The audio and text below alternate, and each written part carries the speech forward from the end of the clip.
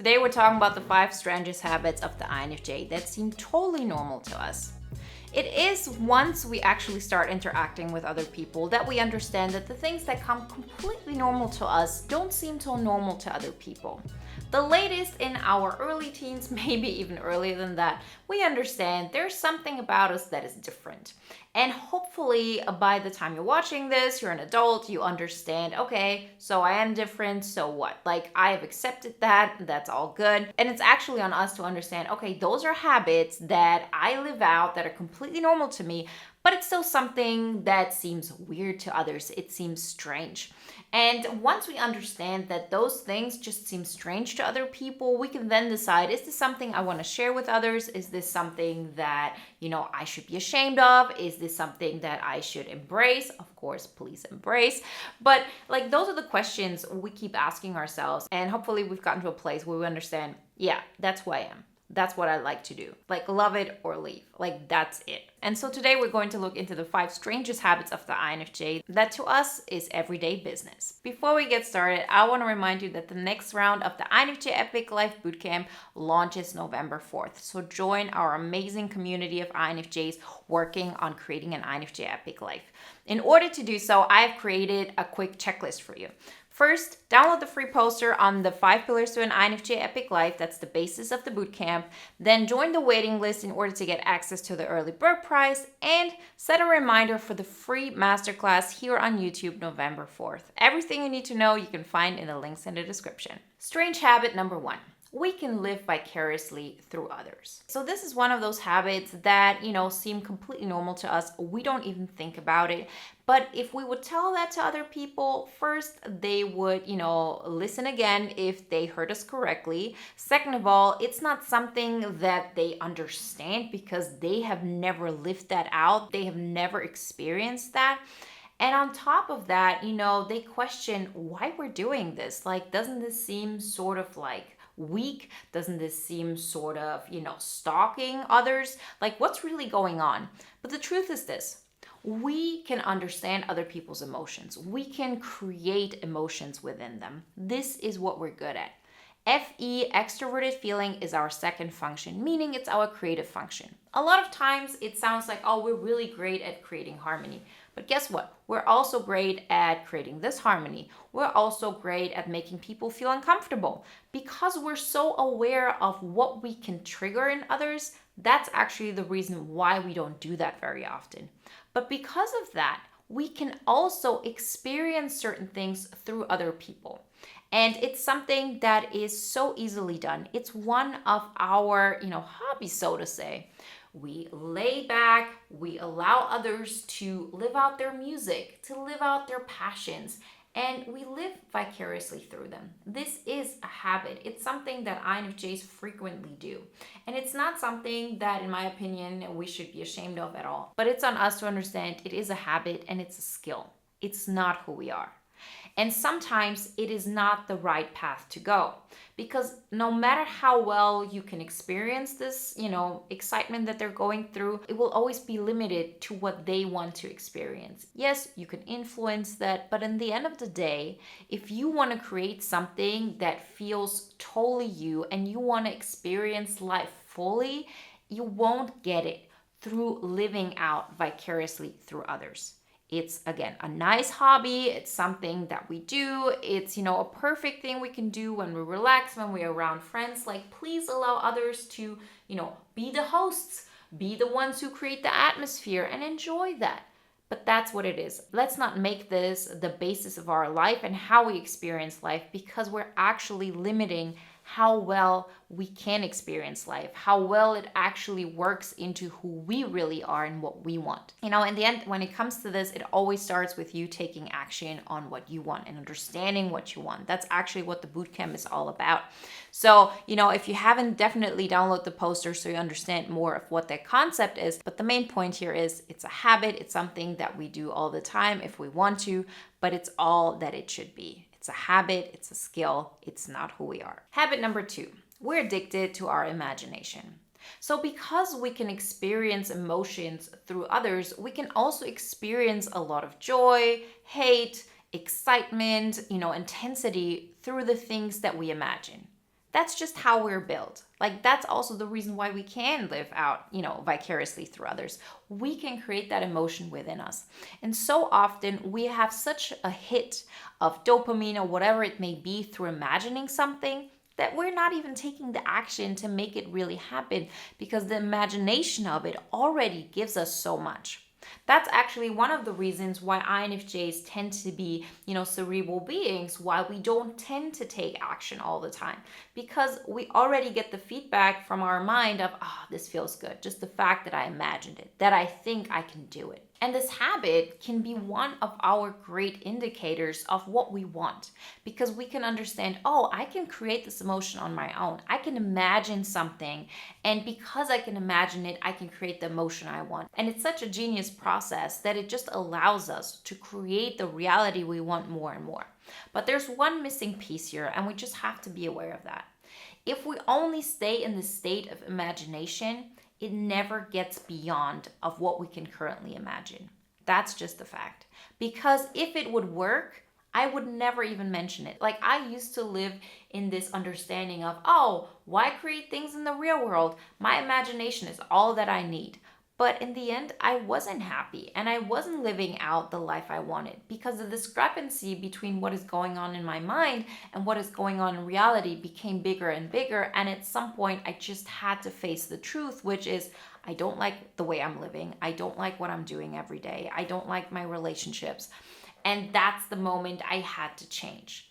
And once you understand this, you can actually use the fact that you can create those emotions within you, that you're addicted to imagination, as like one of your biggest skill set. But the best way to utilize that is to combine it with action. I always say, we as INFJs, we don't have to do all the things, we just have to do the right things. So if you keep on taking action on the things that are important to you, that you can imagine, and you make them reality, I promise you, you will get to a different space in the real world. And because of that, you can then imagine the next best thing. So it actually enables you to dream even more. And so taking action, combining it with your skill set of imagination, is really the gold ticket. And that's actually what my entire teaching is all about, is to allow you to bring that imagination to life. Strange habit number 3, we are the master of our own pace. See, that's something that a lot of INFJs aren't aware of, but you understand it once you're around people who get really taken by, how fast others are doing things. So they get pulled into a pace that isn't natural for them. And so they keep doing things that make them burn out or get in situations that they don't want. But we as INFJs, we're really the master of our own pace. Like, this is something that we're always going to have authority over. It's our pace, and that's it. I decide how fast I go. I decide how fast I think. I decide, in what kind of direction my thoughts are going. Like, I decide what pace this entire thing is going to happen in. And this is something that seems very normal to us. Trust me, it's not normal to others.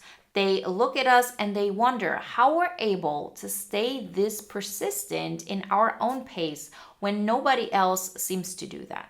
So it really seems like everybody is going like this and we're just floating like that. Sometimes we're doing things quickly, sometimes we're doing things slowly, but our internal pace is always something we decide. And so it's important for us to become aware of that, because then we firstly understand that this is not something everybody's in charge of. So other people will get triggered to change their pace in a way that is not healthy for them. How we might get triggered to, change other things about ourselves that aren't healthy. But when it comes to our pace, we're always the master of it. And it's one of those things, once we start not only accepting it, but embracing it, it allows us to actually move forward and create the results that we want without looking left and right how fast others are moving. Because looking left and right and wondering why people are, running so much is actually keeping us from looking at what our next step is. If you understand that your pace is always going to be in alignment with what makes sense to you, what makes you feel the best, then it's just like the element you move in. You're somebody who moves in water when others might be moving in air. That's just the given, and it's okay. And it's about time that we stop asking ourselves, why am I swimming in the water when others are flying in the air? But rather focus on how we can improve our swimming abilities. Strange habit number 4. We like to fix others. So this is something where you might say, okay, doesn't everybody have this? No, they don't. Second of all, people who like to fix others, it's always in different categories. Some people like to fix others as in how can I make their life easier? As in, I cook for them, I make their life easier in such, real world scenarios. The way we like fixing others is to understand what they're missing psychologically. It's to understand, okay, they feel weak in this one area, so I will help them make that happen. It's, I'm going to be their biggest cheerleader. I'm going to be their counselor. And the strange thing about this is that this doesn't feel like a choice to us. So if we see somebody around us and they need help, and it seems like I'm the only one who sees that they need help, I don't have another choice but to help them. The challenge with this is that we do this very often, even at the expense of our own well-being. I've done this. A situation like this was actually the reason why I completely changed my life, why I started this channel, 10 years ago, because I was willing to really give up everything that I am, really dim my light completely, because being myself triggered that other person that I wanted to help and wanted to fix. And through that, I understood 2 things. First off, I love helping others. I just have to find the right outlet for it, an outlet that is healthy. Don't do this with people who first and foremost are not asking for it. They don't want your help. Even if you think you can help them and they don't want your help, you won't be able to help them. And second of all, do it in a way that has a healthy boundary. So if you're with somebody and you think, okay, we're friends, and they think I'm their friend and we're on eye level, but you're actually looking at it as in, I'm your mentor, I'm going to help you out of that, you're going to run into trouble. I know that you want to help people. I know that you want to fix some things that is going on because you're the only one who can see that, but find healthy outlets for it. Because if you do it at the expense of your own well-being, you won't be able to do this to the best of your abilities for a long time, because you just won't have anything left to give. Strange habit number 5. We're addicted to understanding others' motives and mindsets. So it really is this addiction part that is the strange habit in it all. So if you have a situation that you just cannot read, it's something that can drive us crazy. It's something where we are not going to let this go unless we're really, really conscious about it. There are a lot of reasons for it. First and foremost, it's because this is the typical NITI loop. We want to understand something. It doesn't make sense. That person said this, that person said that. That means that person wants this outcome, but they're not acting this way. Why not? These kind of scenarios can drive us crazy, and it's not just because we want to help the other person. It's because it doesn't work with the way our system has been built up. We are great at pattern recognition. We create a world where these things make sense. And this person's behavior just doesn't make sense. And it's this addiction to understanding that makes us keep going. And it makes us question things that we have already figured out. You are really great at pattern recognition. If you don't get it right away, chances are that there's some kind of mistake in your interpretation of the situation. I used to hold on to things forever, right? Typical NITI loop. And I understood the only way for me to get out of that is to step out of it completely. Meaning I go into the extroverted world. I start expressing myself. I start living things out. I have to take a step back and understand that, yes, I have a fixation on understanding others, but I'm not getting anywhere. And I'm definitely not going to get anywhere if I, put my heels into it and if I just try to understand it even better. You don't have any new information, and you're not going to get it by digging deeper, because there's something really evident that we're just not getting, and that's okay. We have our own things going on. There are reasons why we may not want to see the truth, but it's also okay for us to recognize, yes, it's a habit. Yes, it's something that I'm addicted to. I want to understand certain things. And the fact that we want to understand things and that we want to understand others is a great skill set, but just don't make it all that you are. Take your losses. Understand, if I don't get a situation right away And it's not something that I can just learn more about. Like, I've really taken my time and it still doesn't make sense. Take a step back, go express yourself, go start living for yourself. And trust me, you will get into situations again where you can live out this habit of wanting to understand and getting to understand people's mindsets and motivations. Remember, if you want to join our amazing community of INFJs who are building their INFJ Epic Life, then join the next life round of the INFJ Epic Life Bootcamp, which launches November 4th. So make sure to download the free poster on the 5 pillars to an INFJ Epic Life. Join the waiting list to get access to the early bird price and set a reminder for the free masterclass here on YouTube November 4th. Everything you need to know you can find in the links in the description. And if you want to watch another video now that is in alignment with today's topic, then watch the video on the 5 hobbies INFJs love but aren't aware of.